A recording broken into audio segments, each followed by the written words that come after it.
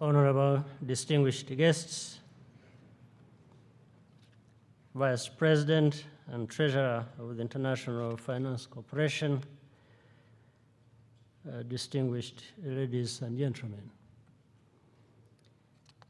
Allow me to warmly welcome each one of you to Rwanda for this important event. Please feel at home and get to know our country and our people. And if you are so inclined, you are most welcome to stay.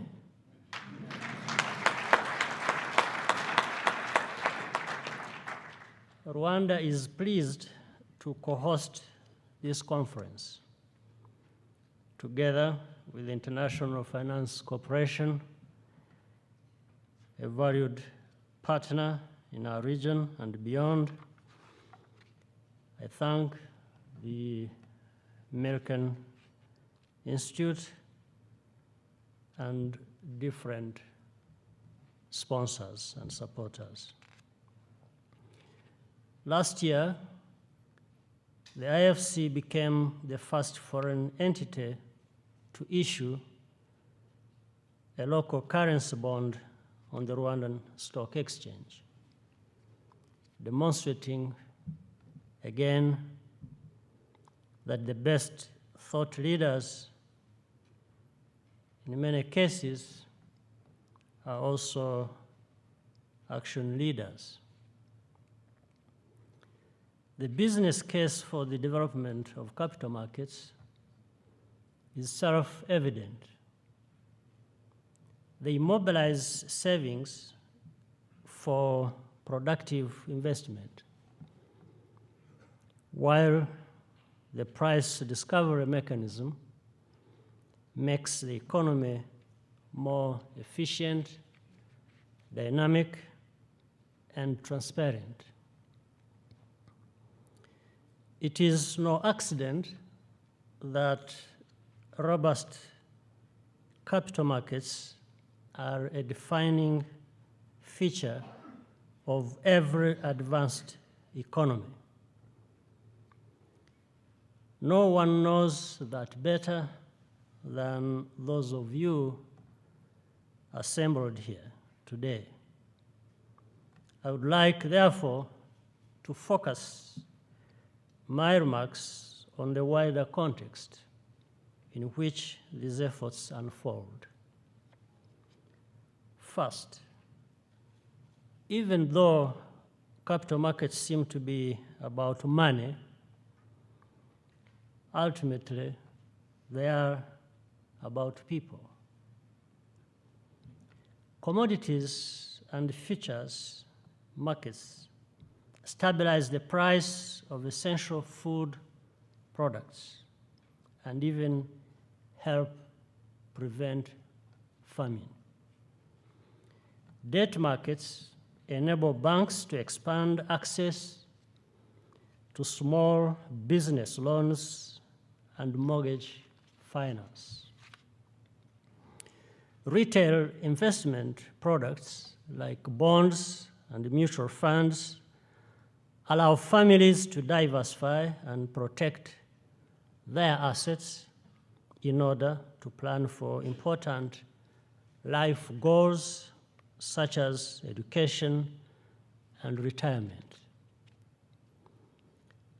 Private gain and public good need not be in conflict. The policies and regulations which we adopt should reinforce this principle. Africa's capital markets should be as resilient and inclusive as Africa itself. Second, the inadequacy of our capital markets, where they exist at all, should be understood historically. But their very nature capital markets require a certain scale and depth in order to function. But Africa's legacy of political and geographic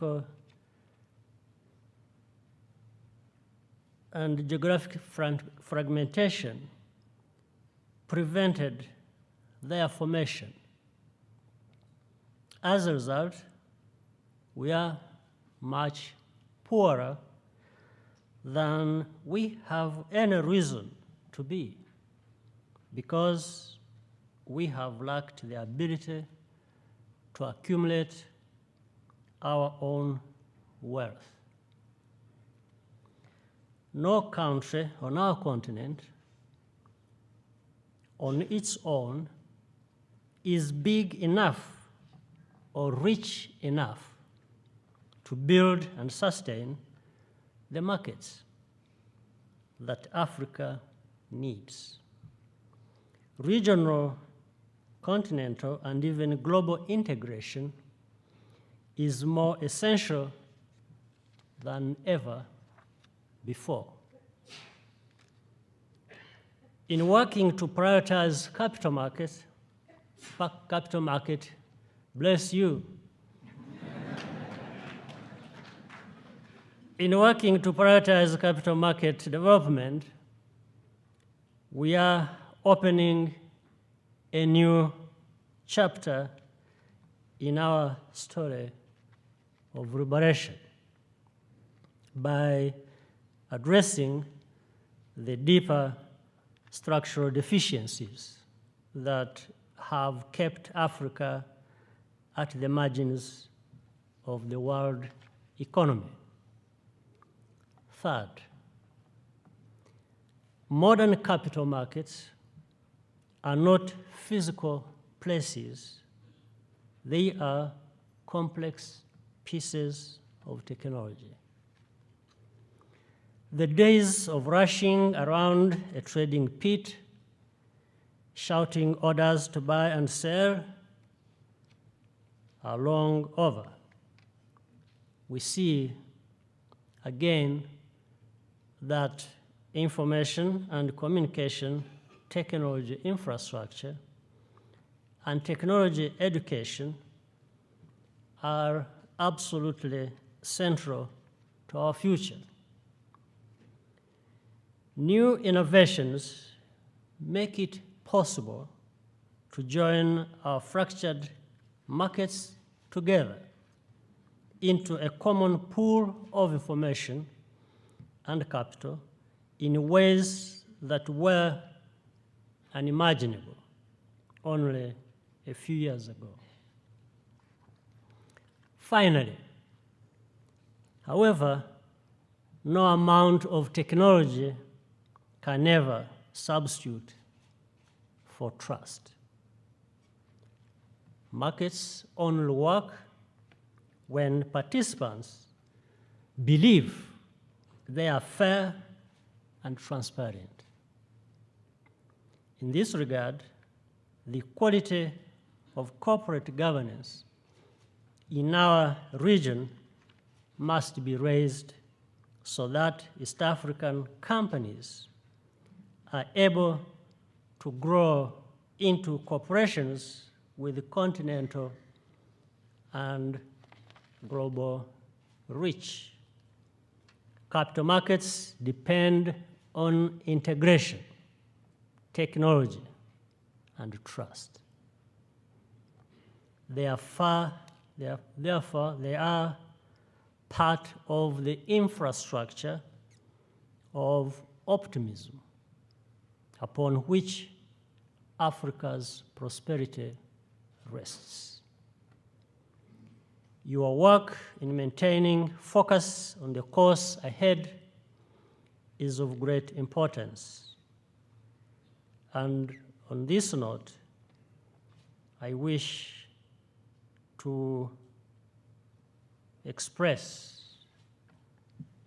my thanks to you for your time and effort, and also wish you fruitful deliberations. I thank you for your kind attention.